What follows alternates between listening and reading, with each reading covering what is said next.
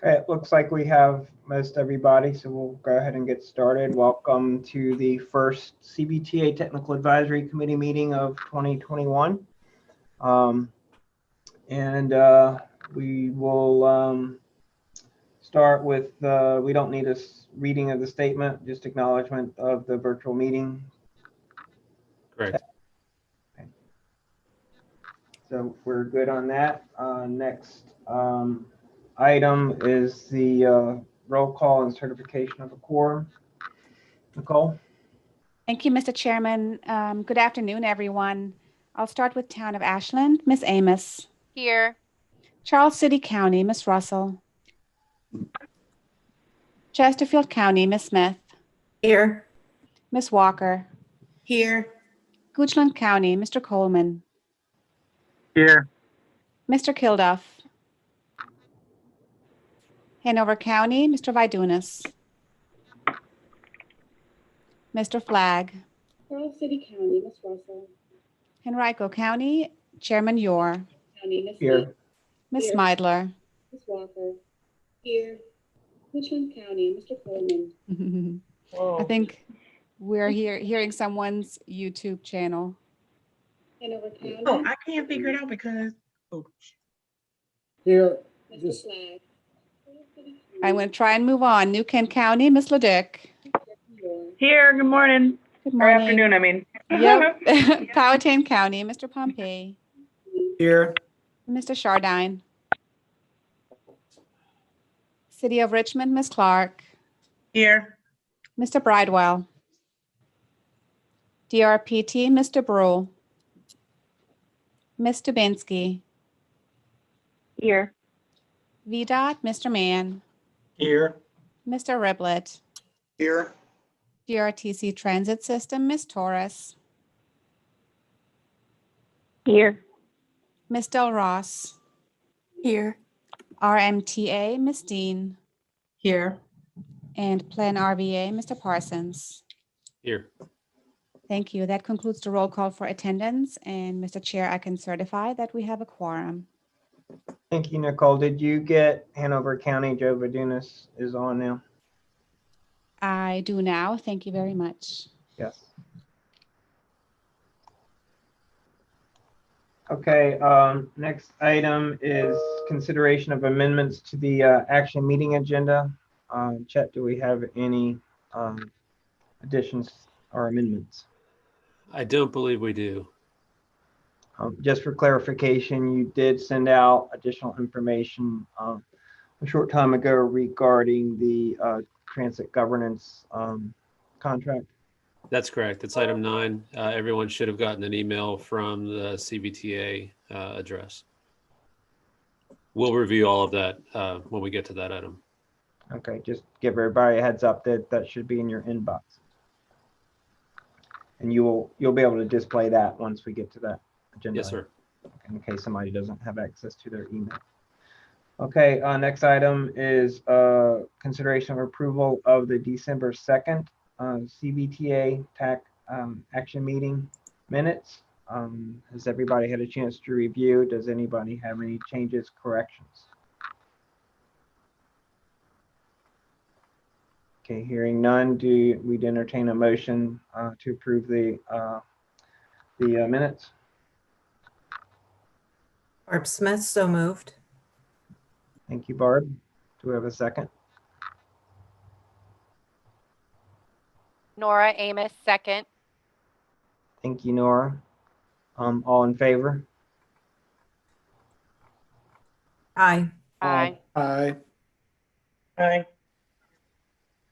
No opposed? The action passes.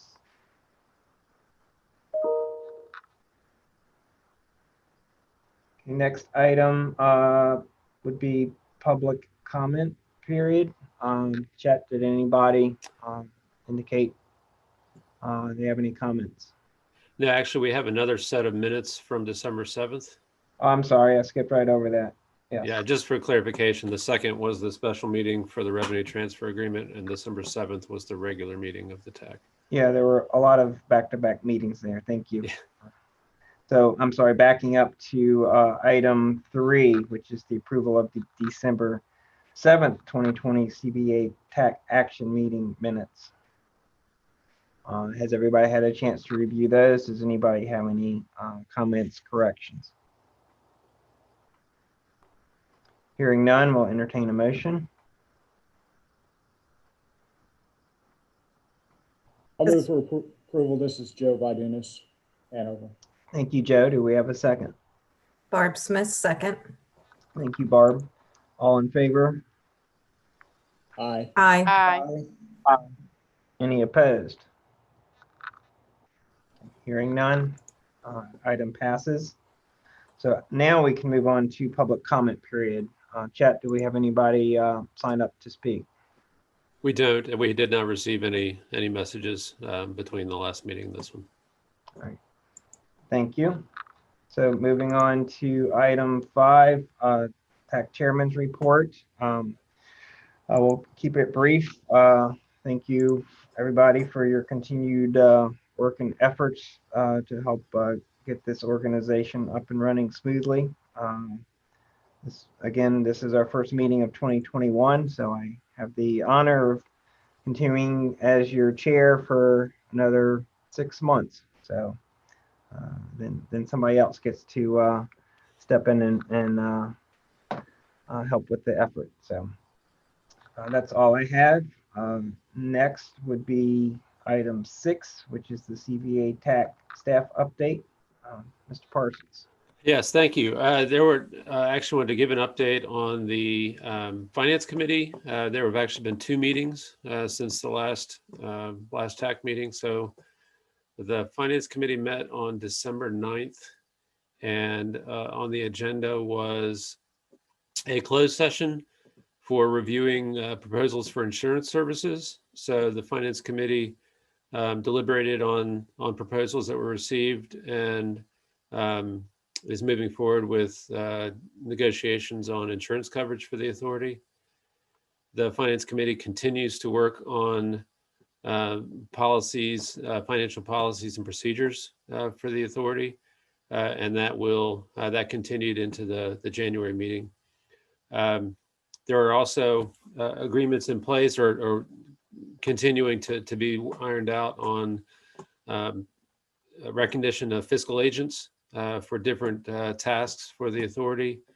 And Chesterfield County and the city of Richmond are stepping into those roles and working with the finance director's work group. The details of those fiscal agent agreements are being ironed out and are prepared to be discussed at the authority meeting on the 29th. I believe that the actual agreements, the hard copies of the agreements are being completed this week and will be sent out as soon as possible with the agendas for the 29th meeting. On January 6th, the Finance Committee met again last week, and recommended as part of their discussion was dealing with the transit governance report, which is further on in the agenda for the 29th as well. Finance Committee recommended appropriating funds from what is now the reserve for contingency line item to a contracted services line item. Not addition of any funds, just moving it from contingency to contracted services so that the contract with a transit governance consulting firm can move forward if approved by the full authority on January 29th. Just making sure that the funds are there to cover the fees required from the proposals that have been received. And I'll do an update on the transit governance component later on this afternoon. The last thing I think that the Finance Committee discussed was that we know there are placeholders in place for trying to get more information on a revenue transfer schedule, so that each of the member jurisdictions have have a better idea of when to expect revenues to be deposited once that is unlocked, and how to expect those inflows to make. And then an additional review of processes for approval of payments for disbursement. So a tracking of both the inflows and outflows from the authority, especially related to the 50% local funds that are expected to be distributed soon. And I guess that's it. I would be happy to take any questions on the Finance Committee action. I think everything else, Mr. Chair, is further on in our agenda this afternoon. Thank you, Chet. Does anybody have any questions or comments relative to Chet's report on the Finance Committee? I will add one small item to that. There's been some discussion, I guess, outside of the meetings, but also I think it did come up during the Finance Committee meeting last week regarding questioning of some of the methodology for the revenue distribution, particularly on the gas tax side. The numbers are very different than the original projections, which were based on population as a proxy to gas tax. So correct me if I'm wrong, Chet, but I believe the Finance Working Group has asked for further clarification from VDOT on the methodology for the group to review. Yes, sir. We're working with VDOT as well as the Department of Taxation, and I believe the DMV on figuring out the formulas and the methodology for the distribution of tax funds. I guess our concern is that, you know, once the money starts getting distributed, if they find out that the proportions are incorrect, then that creates more problems than getting it evaluated and fixed on the front end, which if they were very well may be correct. They just the numbers seemed, again, very different than the original projections, particularly on the gas tax side. Okay, moving on to item 7, certification reporting. Mr. Parsons. Yes, thank you. I'm going to ask Mr. Gregory to chime in as much as he feels he needs to, and you as well, Mr. Chair. One of the things that the legislation calls out for is certification of project expenditures to ensure that CVTA funds are being used for the purpose that they are dedicated to, which is transportation related expenses. So one of the things that we have started trying to draft together are how that reporting might take place and how it may look. The goal is to fulfill the requirements of the code as well as the CBTA bylaws, but also not make it onerous on member governments and partner agencies to track expenses and how these CBTA funds are being utilized. So what I'm going to share this afternoon are basically 3 parts of what this reporting may look like. These are all draft. This is the first time you've seen it, so this is really just to start the discussion, and then hopefully we'll have some questions and some direction for me and staff to take after today and revise this and update as needed so that we can at least feel like we're in a good place when funds are dispersed and starting to be expended on transportation needs. So the first thing I wanted to show is under 7A, legal requirements. We have drafted a background document that basically talks about a front end and a back end to the project certification. We're envisioning that these three documents would be in a package together that would be distributed to everyone that would be impacted by CBTA funds. And it basically makes up and I'm going to highlight as I go, project certification reference, and that's what we're looking at right now. Project information template, which is essentially a spreadsheet to track project data. And then finally, a signature page for each responsible party to sign and certify that the funds are being used for what they're supposed to be used for. So this the reference document, and I'll see if I can zoom in. The reference document basically reviews the bylaws as well as the legislation.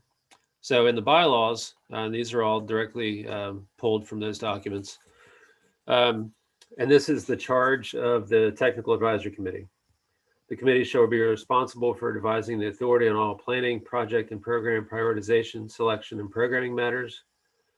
4 items. First, developing and recommending adjustments to the project and program eligibility, prioritization, and selection process for the regional allocations of funds. 2, reviewing recommended projects and programs for funding identified through the prioritization process. 3, and these are the 2 highlighted sections. 3, reviewing, commenting on, and recommending GRTC's or its successors' annual plan for expenditure of regional public transportation funds received through the authority.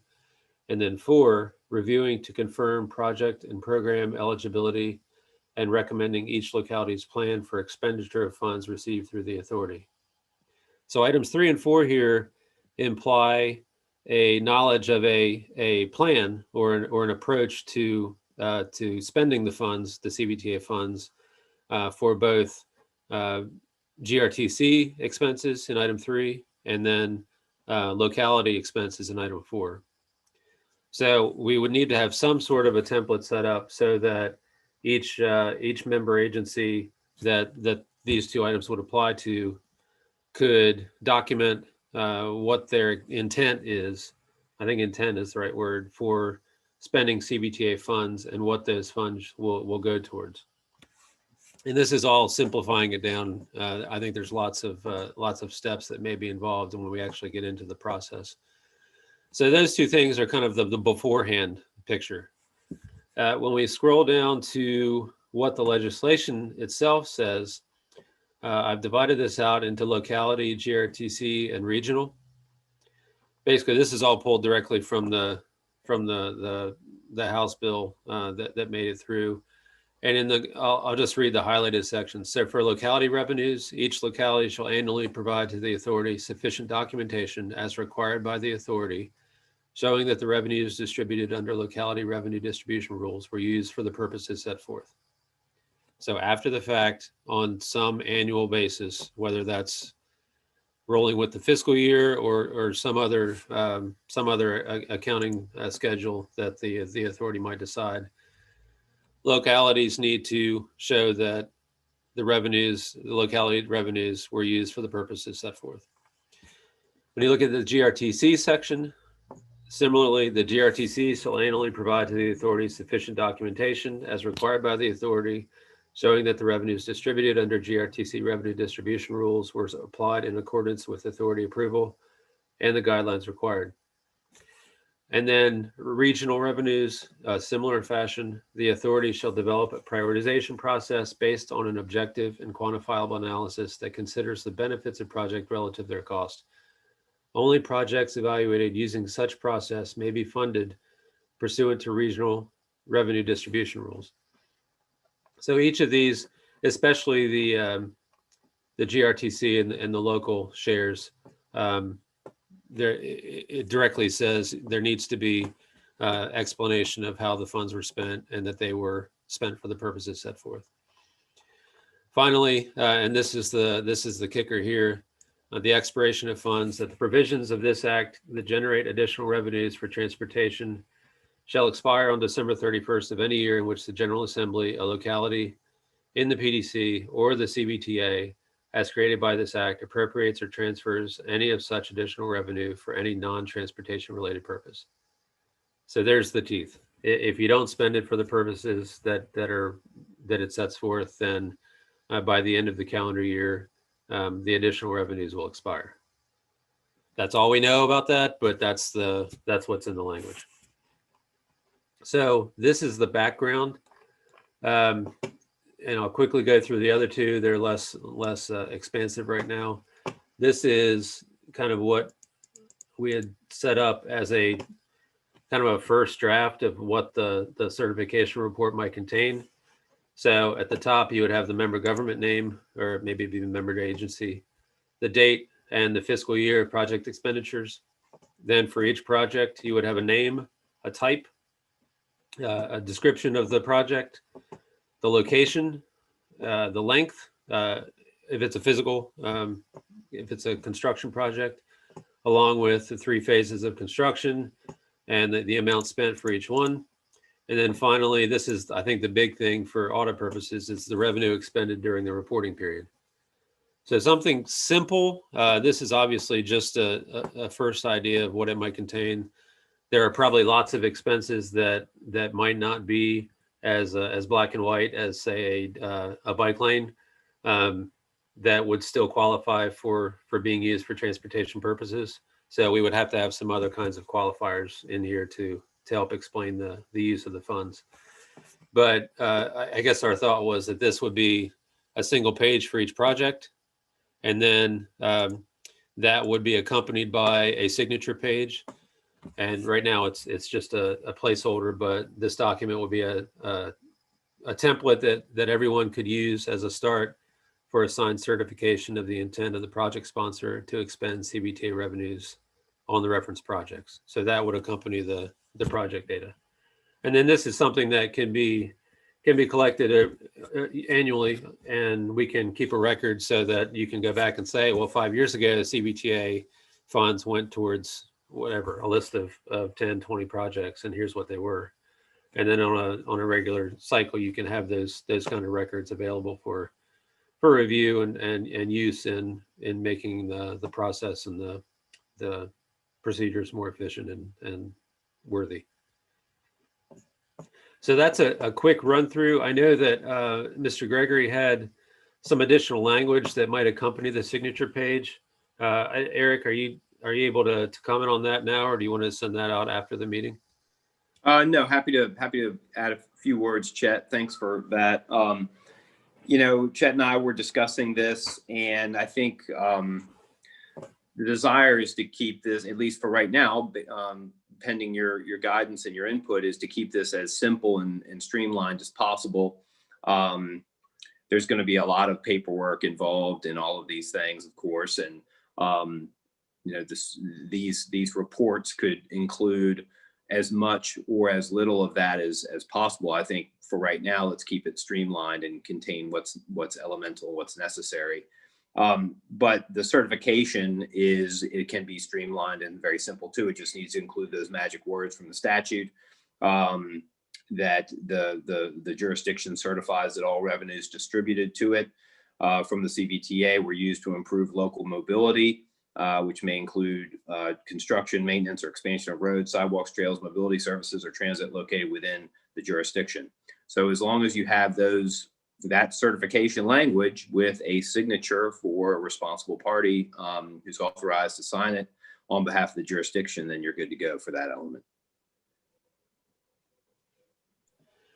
Great, thanks. And I think this is probably a good place to raise the point that I've had at least 2 questions about can you fund personnel hires if they're dedicated to transportation purposes, and the understanding, Eric, is that is acceptable. Yes, we received an inquiry from one of the member jurisdictions whether or not they said they're considering hiring a director of transportation I'm not sure if that was the precise position name that they used, but would that qualify for expenditure of CVTA funds? And my legal interpretation, based upon the language in 33.2-3701D3, is that it would. It seems to me that costs for such projects and objectives would include staffing costs to manage the projects, similar to the staff costs for P&E, for engineering and architecture, E&A services. All of that would be included, and so you could include that overhead as part of your costs associated and paid for by CVTA dollars. Thanks, Eric. Mr. Chair, that concludes my presentation. I'd be happy to take conversation, and we can certainly send each of these three things out for comment and reflection by each of the members.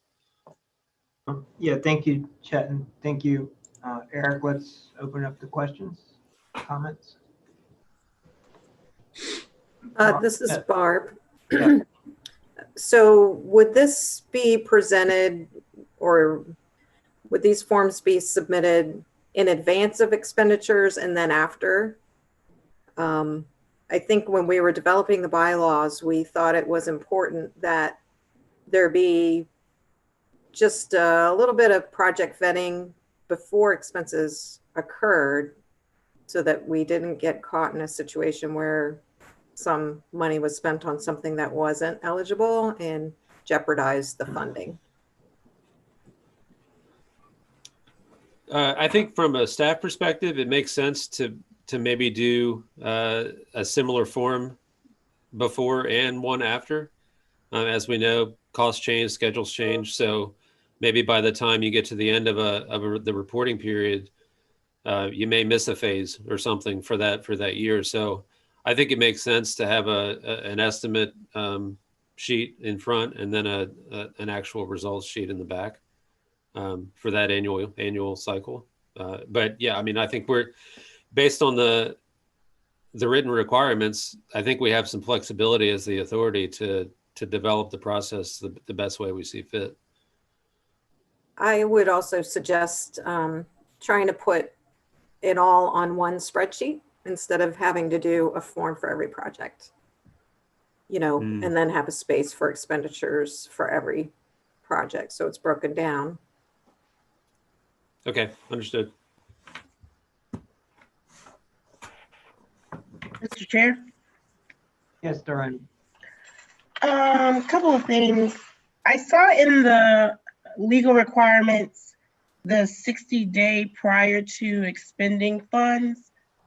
I guess a little explanation on, and I know that's flexible, Chet. I'm just literally asking for, in regard to, FY21 and early on as we're still developing this, because I know that, we're readily moving forward and to be prepared when the funds come available.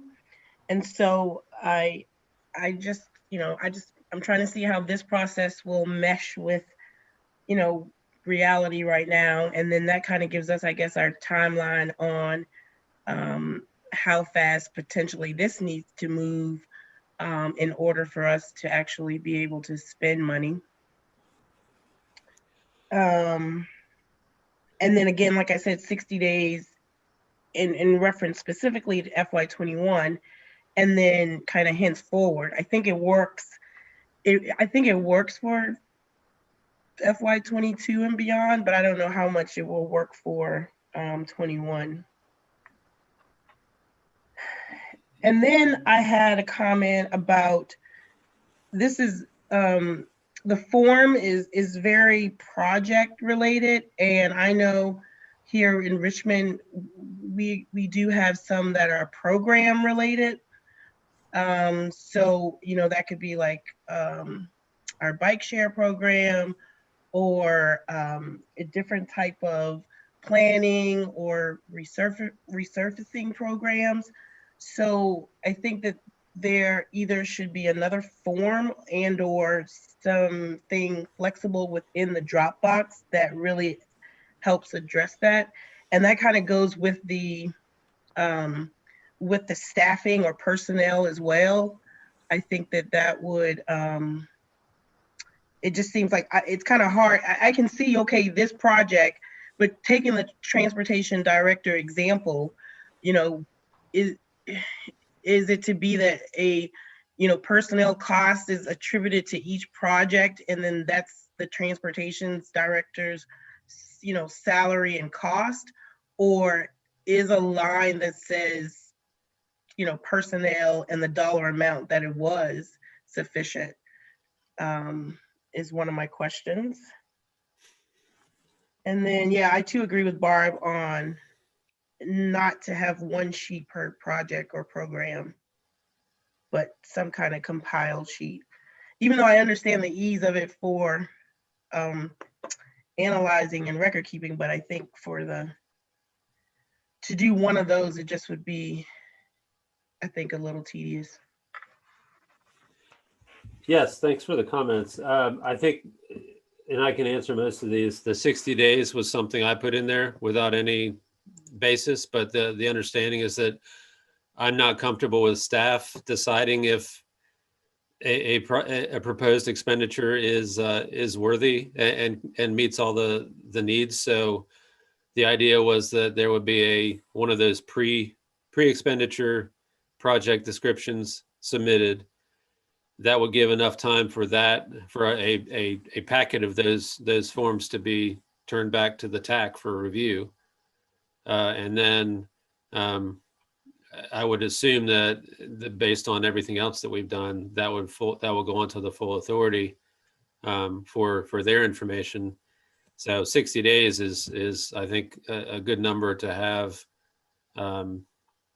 for just the back and forth and the committee to authority kind of process. But there's no legal precedent for having 60 days. It's just I wanted to make sure that the TAC had enough time to consider all the projects as they are presented. The spreadsheet idea is fine. I mean, I think we can certainly make that work, and I agree that it probably needs to be a project. If it's a spreadsheet, it's a project sheet and then a program sheet, or some type of delineation between the two. I'm wondering if it makes sense, hearing people talk, that we develop some type of a Google form like we did for RSTP CMAC with the TPO, that will say, all right, if it's a program, here are the things you need to answer. If it's a project, here are the things you need to answer. Something that can be developed like that. But I'll get together with staff and figure out the best way to approach that and how we can put something together that meets the needs. Other questions, comments, suggestions?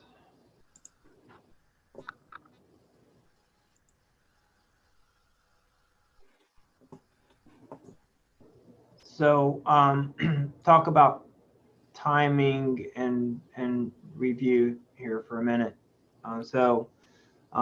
Chad, as you and I discussed offline, of course, every locality operates a little bit differently, but in the case of Henrico, I know we're talking about doing a appropriation relatively soon based on conservative projections prior to receiving some of the revenue. So basically for FY21, we're going to appropriate a number that our finance director is comfortable with so that we can start expending the money within the next several months, even though we'll likely have just received our first deposit of local revenues, maybe less than a month before that, and then true up those numbers as we get towards the end of the fiscal year. So assuming other localities are going to follow a similar process, we probably need to get the a spending plan submitted from each locality and GRTC if they plan on expending money sooner as opposed to later. Is that your thinking? Sure. Yes, I think that as soon as any idea or any plans can be submitted, that would be beneficial. It would just free up the use of the funds legally sooner. The other thing that we need to consider is particularly on the reporting form and format for expenditure of funds. It probably should be sent through the finance working group and let them look at it with their lens of on the finance side to make sure that for tracking purposes and accounting purposes, it meets their needs as they see it. Yeah, happy to send that through finance as well. So, yes, Mr. Chairman, before we get too far along into other things, I wanted to respond to one of Darona's comments about sort of the director of transportation and how that person or person's roles or responsibilities would be fundable by the CVTA funds. This is just some food for thought here on that is, for instance, the Plan RVA, when I would suggest you might look at it like a grant program where a large portion of that person's cost is attributable to a project and it's billed to a project and those costs are captured, but there's not 100% of that may be capturable or reimbursable. It might be because there's certain overhead, fringe benefits and those kinds of things, which may not be representative of projects or costs associated with transportation projects. So you all may want to consider how you slice up, those kinds of costs and how the CVTA may want to recognize those costs versus direct transportation costs versus sort of soft overhead type costs that may not be reimbursable. Just food for thought. And Mr. Chair, yes, Dorian. and a little bit though, just as we continue the conversation, it makes me a little uneasy in thinking that kind of exactly when we were developing the bylaws and set out not to really be having this very meticulous process, because now you're looking at a lot of lists from non-localities and then the review process and then the approval process versus some broad, certification from the locality and then, that's submitted. I mean, and I know that we are preventing, we're trying to prevent any misuse of the funds, but I don't know if this really, I don't know that this helps all the way in that, okay, here's what they're going to, and ultimately if someone's going to misuse it, regardless of what they submitted, they're going to misuse it. So regardless if they submit a list of these are the transportation related projects and related programs that we're doing, and it says that we have to have the special fund created, and so then running of that special fund and then the expenses there. I mean, I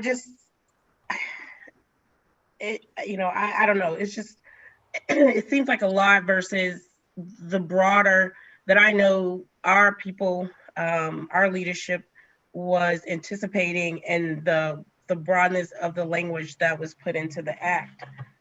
So I just don't want it to get too, because already, like when I look at this and I'm like, okay, so the TAC is to make the decision whether or not another locality's project or program is eligible.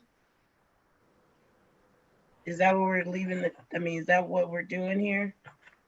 Yeah, Dorana, and I appreciate the comment and that perspective. So in the development of the bylaws, to your point, I think the thought was a very broad level review by the TAC with a full recommendation to the CBTA board of the general plan for each localities and GRTC's expenses without getting too far into the details or the weeds of it. The certification of expenditures is really more on the accounting and audit side. And check, and Eric, correct me if I'm wrong, but the intent is not to have TAC review and approve all the certifications. That's really just the documentation side that's required as part of the legislation. So really all that the TAC and the CBTA policy board would be approving would be the expenditure plans, correct? That would be my understanding. Yes. Yeah, and Okay. I see the expenditure plans, the upfront thing. If you think about it like a kind of like a grant application, the expenditure plan would be the intent to apply. So not super detailed, but it's something that gives you a kind of a bookmark to follow, so that the authority and the general public can understand what the intent is for each of the different revenue pots and how they are going to be spent on an annual basis. And then the actual the details, the financial numbers, the end of the year kind of things would come with that annual report kind of component that we would be working with the finance working group and others to make sure that all of that information is contained in case there are questions later on.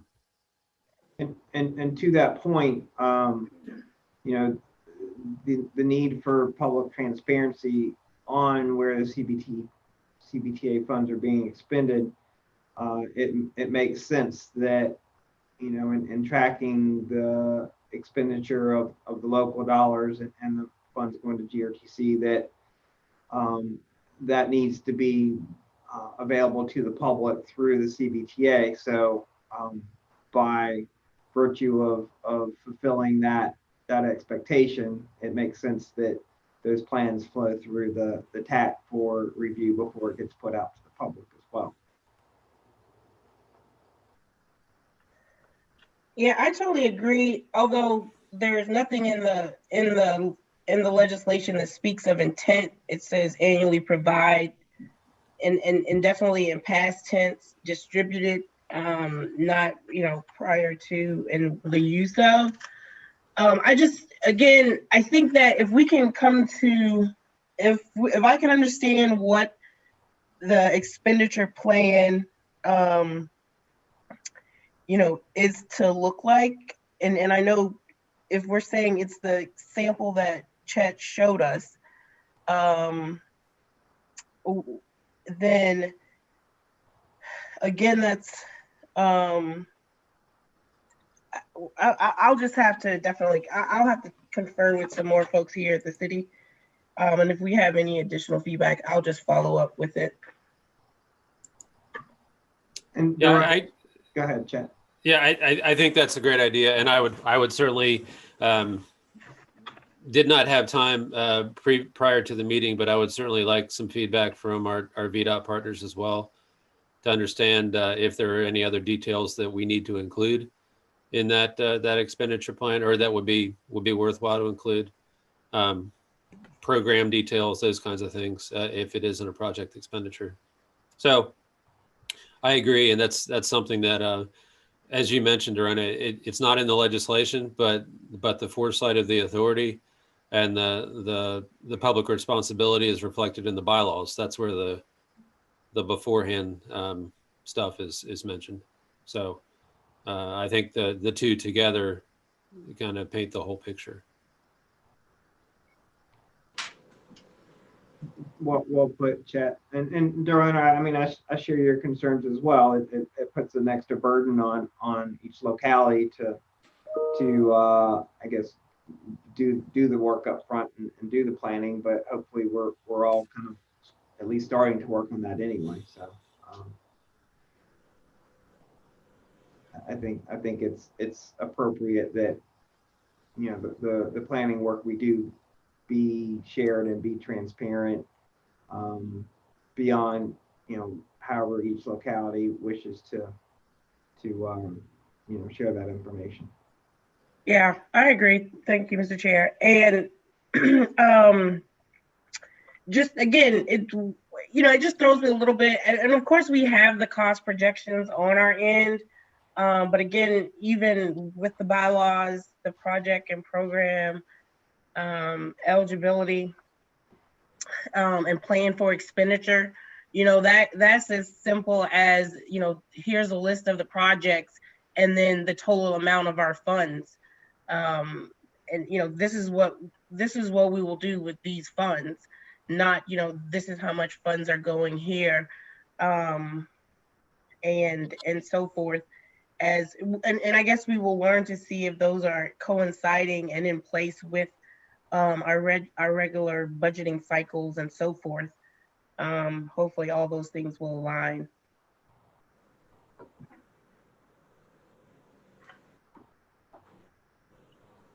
Any other comments, questions, suggestions?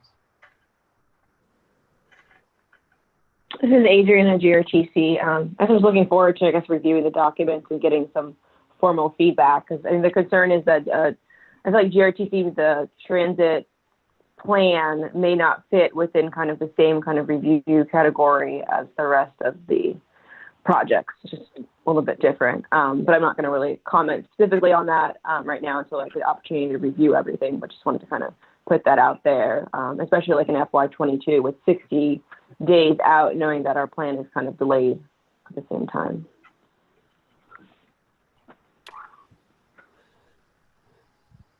Yeah, Mr. Chair, this is Chad. I agree, Adrian. I think that GRTC is probably in a different situation because of the regional plan.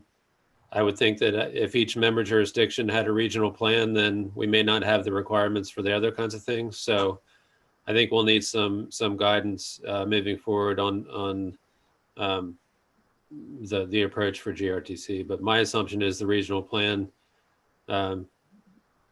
takes the precedent for the expenditure and prioritization, obviously.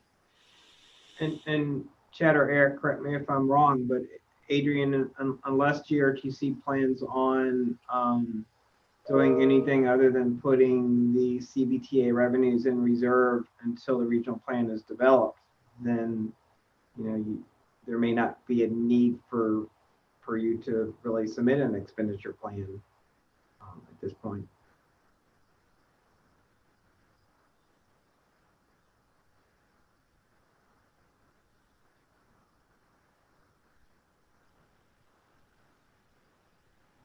Just a thought, Chad. I don't know if you have any. I agree. I mean, at least for this year, I think you're correct. Right. So let's talk about timing a little bit. Again, with the expenditure forms at a minimum, I think we do need to send those to the finance working group. I don't know that the expenditure plan necessarily needs to go through them unless y'all feel differently, but what would you like to request, Chet, in terms of review time for everybody on the TAC to provide comments back?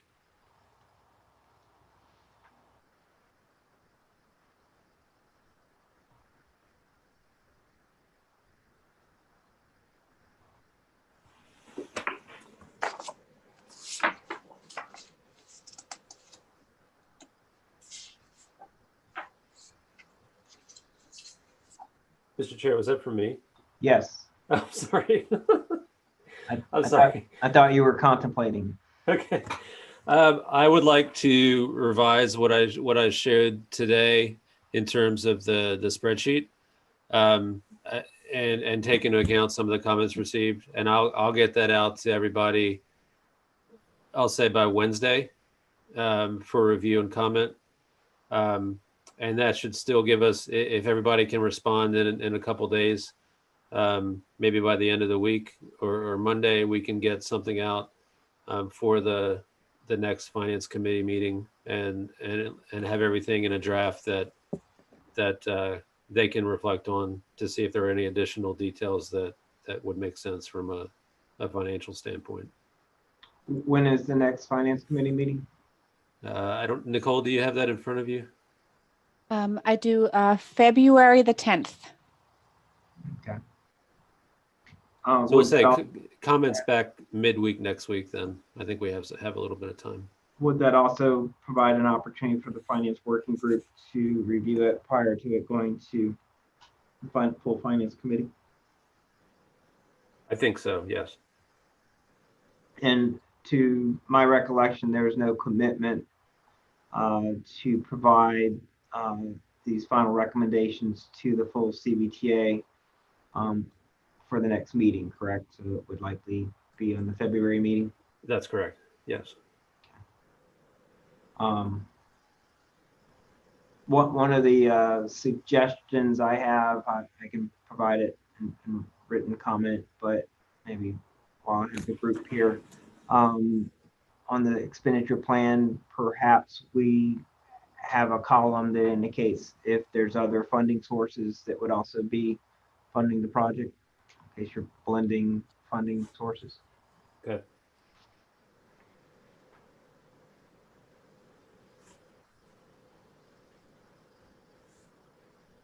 Okay, so do you have what you need from the group at this point, Chet, to move forward with? Yes, sir.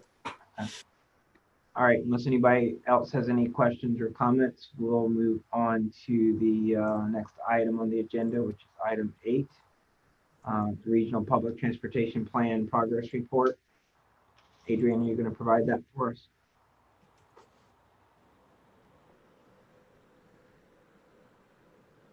Yes, I can give a brief update on the progress of the plan so far.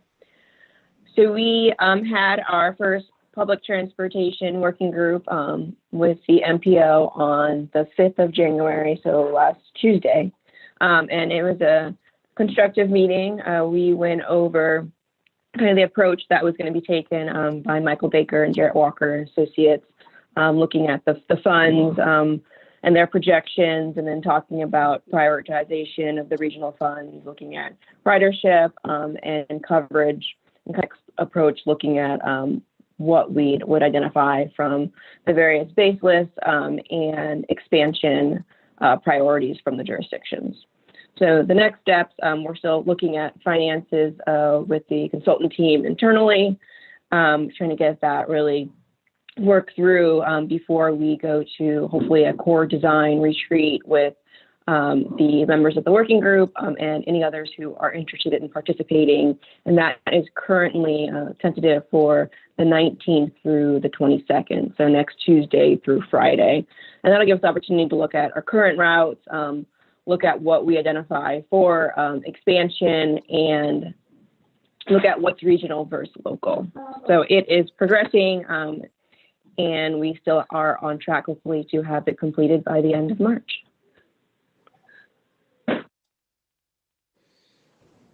Thank you, Adrian. Any questions or comments for Adrian? Okay, hearing none, move on to item 9, Transit Service Governance Report. Jeff.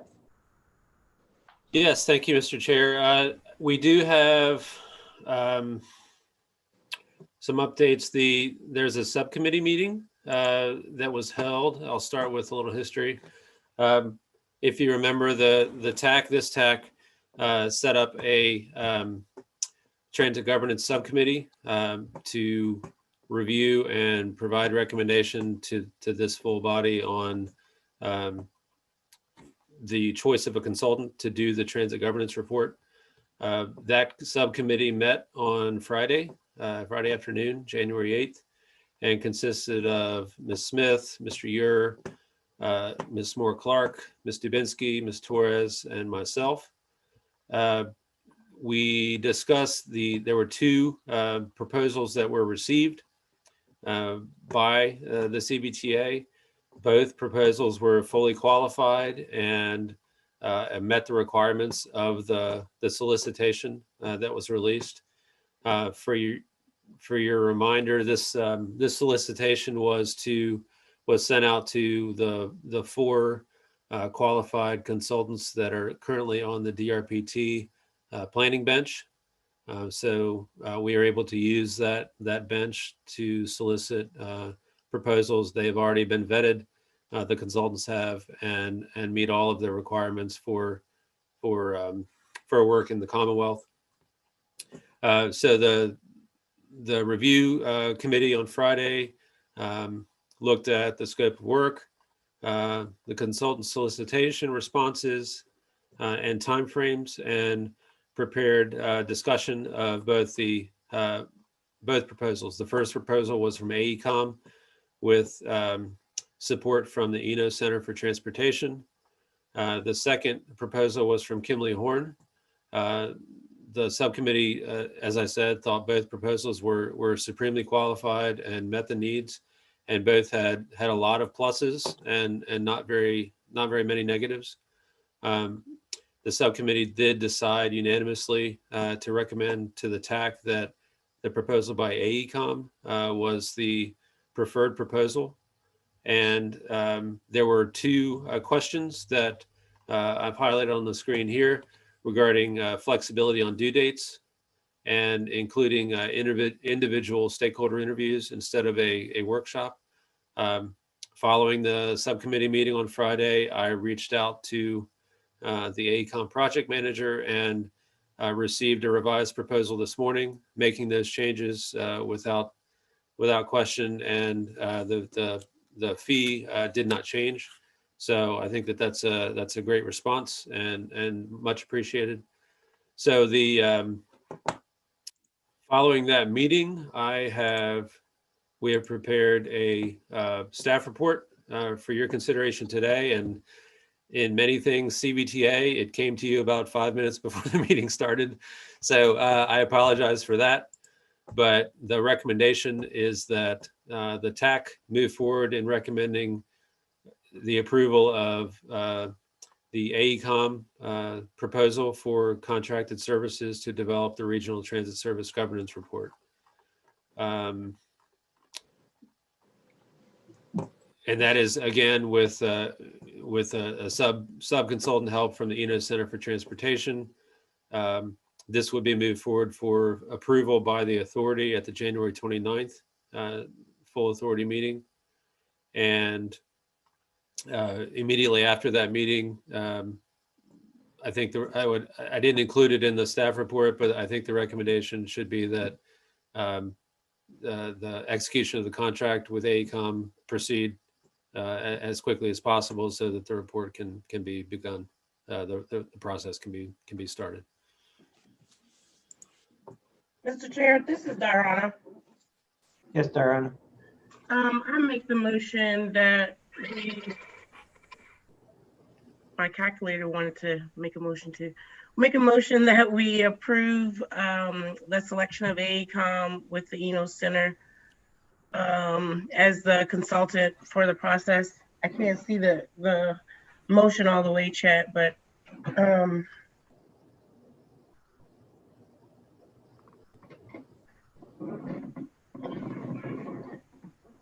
yep, but I make the motion that we concur with the CVTA TAC group on this. No, see, that one is for the full body.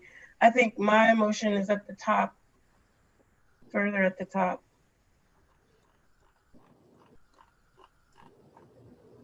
Yeah, right there. Okay, so I recommend that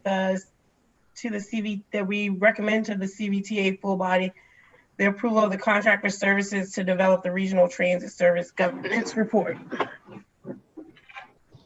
Thank you, Diana. Do we have a second? I'll second. Thank you, Joe. Any discussion? Hearing no discussion. Chet, do you recommend we take a roll call vote, or do you just want to do a verbal, everybody chime in? I always think a roll call will provide a more comprehensive record, but I think either one could probably suffice. Okay, well, this is kind of important, so let's do a roll call. So Nicole, you're up. Sure. Thanks, Mr. Chairman. Town of Ashland, Ms. Amos. Aye. Chesterfield County, Ms. Smith. Aye. Goochland County, Mr. Coleman. Aye. Hanover County, Mr. Vidunas. Aye. Henrico County, Mr. Yor. Aye. New Kent County, Ms. Leduc. Aye. Powhatan County, Mr. Pompey. Aye. And City of Richmond, Ms. Clark. Aye. Thank you. That concludes the roll call for item number 9.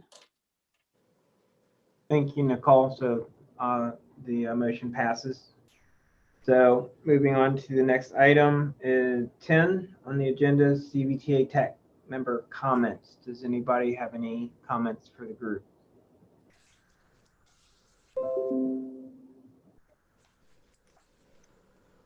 Okay, seeing none. The next meeting is scheduled for February 8th.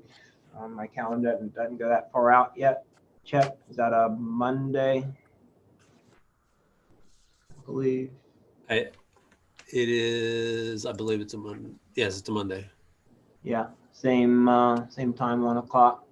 Yes. And I assume we will continue to be virtual for the foreseeable future. I think that's up to you, Mr. Chair.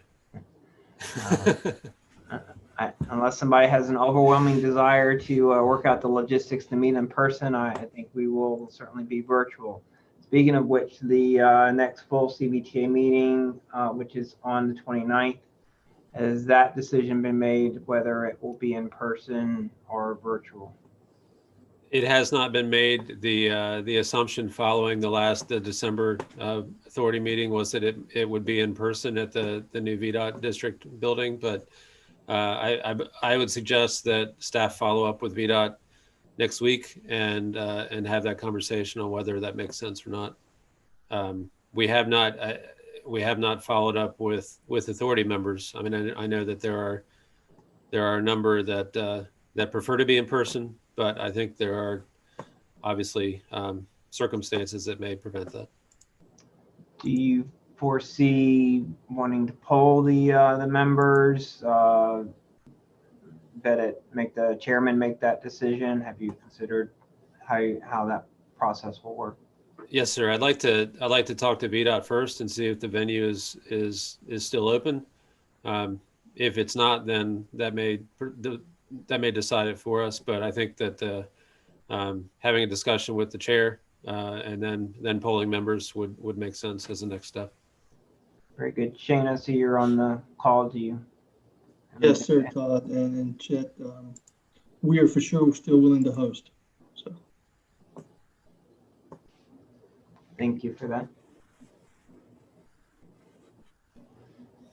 Okay, so I guess we'll stay tuned to see how that plays out. Otherwise, does anybody have anything else for today? I appreciate it. And based on that, we can adjourn the meeting, and sure we will all be meeting again very soon. Thank you very much. Thank you.